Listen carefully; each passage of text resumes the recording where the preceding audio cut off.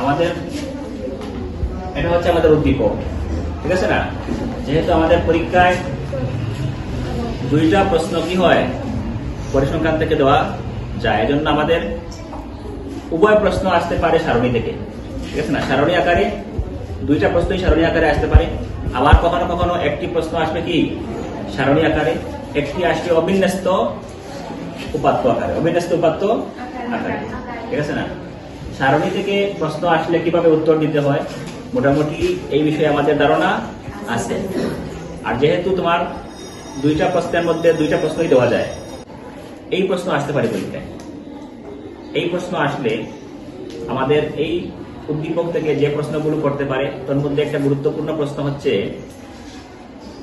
উদ্দীপকের উপাত্তগুলোর গণসংখ্যা নিবেশন সারণী তৈরি করো, ঠিক আছে না? এজন্য আমাদেরকে অবিন্যস্ত উপাত্তের গণসংখ্যা নিবেশন সারণী তৈরি করার প্রক্রিয়া আমরা আজকে শিখবো। কিভাবে একটা অবিন্যস্ত উপাত্ত থেকে গণসংখ্যা নিবেশন সারণী তৈরি করা যায়। এখন দেখো আমাদের মধ্যে অনেক আছে কি করে প্রথমে তোমার এই উপাত্তকে বিন্যস্ত করার চেষ্টা করে। এত বড় উপাত্ত বিন্যস্ত করতে গেলে তোমার আধা ঘন্টা লাগবে। প্রথমে এই উপাত্তকে বিন্যস্ত করে তার 5 থেকে 10 মিনিট সময় বিন্যস্ত করতে করতে চলে যায়।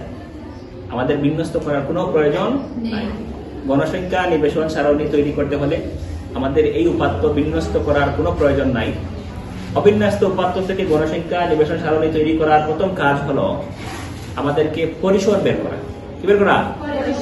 আমরা জানি পরিসরের সূত্র হচ্ছে সর্বোচ্চ সংখ্যা মাইনাস সর্বনিম্ন সংখ্যা প্লাস 1, ঠিক আছে না? এজন্য আমাদের প্রথম কাজ হলো আমরা কি করা, প্রশ্নের মধ্যে খুঁজে বের করব যে এই উপাত্তে যে সংখ্যাগুলো দেওয়া আছে, এখানে গণিতের নম্বর দেওয়া আছে। প্রথম কাজ হলো কি করা, সর্বোচ্চ সংখ্যা বের করা আর সর্বনিম্ন সংখ্যা বের করা। দেখো আমাদের প্রথম কাজ হচ্ছে আমরা লিখবো এখানে সর্বোচ্চ নম্বর কত আছে এখানে 98। এরপরে লিখবো কি সর্বনিম্ন নম্বর হচ্ছে 32। এই দেখো অতএব পরিসর ইকুয়াল টু সর্বোচ্চ মাইনাস সর্বনিম্ন প্লাস 1। আনসার কত হয়?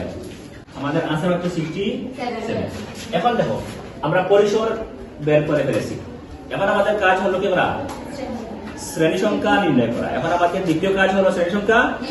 এখন দেখো তোমাদের উদ্দীপকে যদি দেওয়া থাকে যে শ্রেণী ব্যবধান 5 ধরে অথবা কি 10 ধরে কি করো গণসংখ্যা সারণী তৈরি করো, তখন আমাদের ব্যবধান দেওয়া আছে উদ্দীপকে।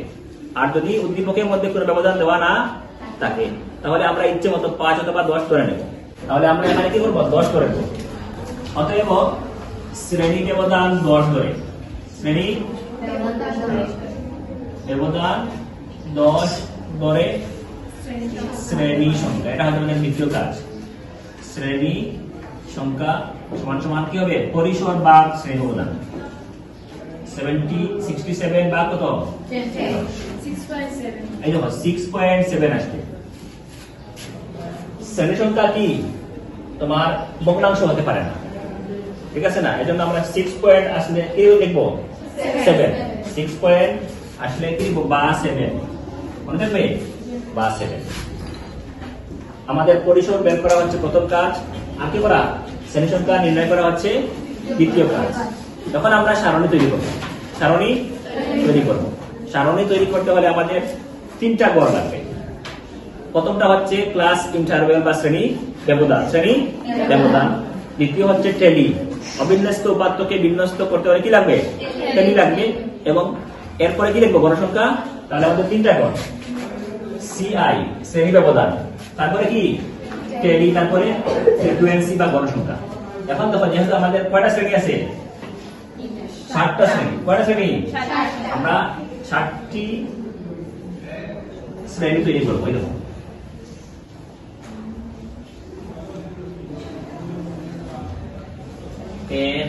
আমাদের এখানে সর্বনিম্ন যে সংখ্যা আছে আমরা প্রথমে সেটি লিখবো, ঠিক আছে? অনেক কি আছে এখানে আছে 32, ঠিক আছে না? অনেক গাইডে আছে কি করবে এখানে 32 তারিখে কি লিখবে 30 লিখবে। 30 এত খণ্ডিত করার দরকার নেই, ঠিক আছে না? খণ্ডিত করার দরকার নাই। আমাদের উদ্দীপকে যে কি আছে, সর্বনিম্ন যে সংখ্যা আছে আমরা প্রথমে সেটা লিখে নেব। আমাদের কত আছে ব্যবধান? 10 হলো আমাদের ব্যবধান। এই দেখো ব্যবধান বের করার নিয়ম দেখো। প্রথমে 32 হচ্ছে সর্বনিম্ন, 32 হচ্ছে নিম্ন সীমা। 32, 33, 34, 35, 36, 37, 38, 39, 40, 41। কত? 41। এই দেখো আমরা একটা প্যাটার্ন পেয়ে গেছি। 42 থেকে 32 থেকে 41, 42 থেকে 51, তারপর কি 82 থেকে 61 শ্রেণী তৈরি হয়ে গেছে। শুধু কি হবে, প্রথমটা তুমি হাতে গনে বের করবে, তারপর একটা প্যাটার্ন বের হয়ে যাবে। এই দেখো 32, 41, 42, 51, 52, 61, একটা প্যাটার্ন তৈরি করবে। তুমি যদি এভাবে না বুঝো, ঠিক আছে না, অনেক আছে কি প্যাটার্ন বুঝে না যে কিভাবে এটা বের হয়েছে। যারা দুর্বল আছে এরা প্যাটার্ন বুঝে না, এদের জন্য হলো নিয়ম হলো, এখানে কত আছে 41, 42, এই 42 থেকে আবার কত করবে 10 করবে। 42, 43, 44, 45, 46, 47, 48, 49, 50, 51। যারা প্যাটার্ন বুঝো না তারা হাতে গনে বের করতে পারবে, সময় লাগবে, ঠিক আছে না। তারপরে যেন ভুল না হয়, প্রথমে আমরা গণসংখ্যা না লিখে কি লিখবো, টেলি। এখন দেখো টেলি লেখার একটা সহজ নিয়ম আছে, ঠিক আছে না, সহজ নিয়ম আছে। এই দেখো 32 থেকে 41 এর অর্থ কি? এই শ্রেণী হচ্ছে, দেখো এই শ্রেণী হচ্ছে 32 থেকে, মানে কি 32 হচ্ছে নিম্ন সীমা আর 41 কি উচ্চ সীমা। এই দুই সীমার ভেতরে যে সংখ্যাগুলো আছে বা যে নম্বরগুলো আছে এগুলো কি হবে, এই শ্রেণীতে বসবে, ঠিক আছে না। এই দুই সীমার ভেতরে যে নম্বরগুলো আমাদের উদ্দীপকে দেওয়া আছে সেগুলো প্রথম শ্রেণীতে বসবে। এই দেখো আমরা সহজ নিয়ম দেবো। আমাদের কি আছে, আমাদের প্রশ্নের মধ্যে উদ্দীপক দেওয়া আছে না, আমরা প্রশ্নের মধ্যে পেন্সিল দিয়ে একটা কাটবো। কত আছে এখানে 76, আমরা দেখবো 76 কোথায় আছে। এই দেখো 72 থেকে 81 ভিতরে কি আছে, এটা ফেলে দেবো। তারপরে কত আছে 65, এই দেখো এখানে কি আছে 65 আছে। তারপরে কত আছে 98, এই দেখো এখানে আছে 98। তারপরে 79 কোথায় আছে, এই দেখো এখানে 72 থেকে 81 ভিতরে কি আছে 79 আছে।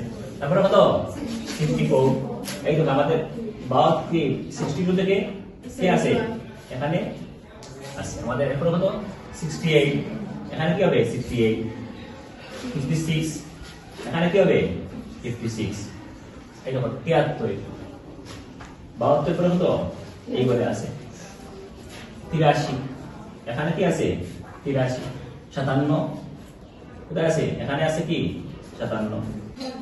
আমরা এই যে 5 নম্বরে গিয়ে কি করবো, একটা বাঁকা টান দেবো, এটা আমাদের হিসাব সহজ করার জন্য। কারণ দেখো তোমরা যদি এখানে কি হয় এভাবে টান থাকে, মনে করো 20টা, আমাদের বলতে কি হবে ভুল হতে পারে, 1, 2, 3 এর বলতে ভুল হতে পারে।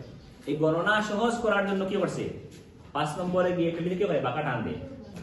এখানে কয়টা আছে 4, গণসংখ্যা কত 4, এখানে কত 4, এখানে 5 আর 2 4, 5, 5, 10 আর 3 কত 13, তারপরে 5, 5 কত 10, 5, 2 7, এখানে কত 5।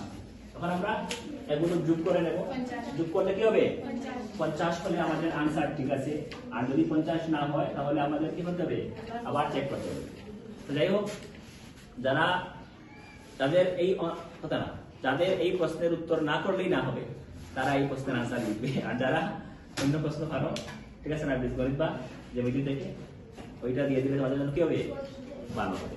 এই হচ্ছে আমাদের অবিন্যস্ত উপাত্ত থেকে, ঠিক আছে না, অবিন্যস্ত উপাত্ত থেকে গণসংখ্যা নিবেশন সারণী তৈরি করা নিয়ম, ঠিক আছে না। এখন দেখো এই প্রশ্ন থেকে এরপরে 2 নম্বরে আরেকটি প্রশ্ন করতে পারে, কি করো এই উপাত্তের গড় নির্ণয় করো। তখন তোমাদেরকে আর নতুন করে কি করা, এই এগুলো বের করা দরকার নেই, ঠিক আছে না।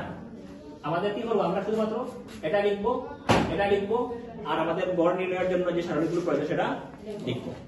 আবার যদি কি আসে, এখান থেকে প্রশ্ন আসে যে মধ্যক নির্ণয় করো, আমরা এই ক্লাস ইন্টারভ্যাল লিখবো, কি লিখবো আমরা, ক হতে প্রাপ্ত, খ হতে সিআই, এফআই, তারপর কি সিএফ, অর্থাৎ আমাদের মধ্যক নির্ণয়ের জন্য যে সারণী প্রয়োজন সেটা আমরা লিখবো। এই প্রশ্ন থেকে প্রচুরক নির্ণয় আসতে পারে, মধ্যক নির্ণয় আসতে পারে, গড় নির্ণয় আসতে পারে। আমাদেরকে আর কিনা নতুন করে সারণ তৈরি করার প্রয়োজন নেই।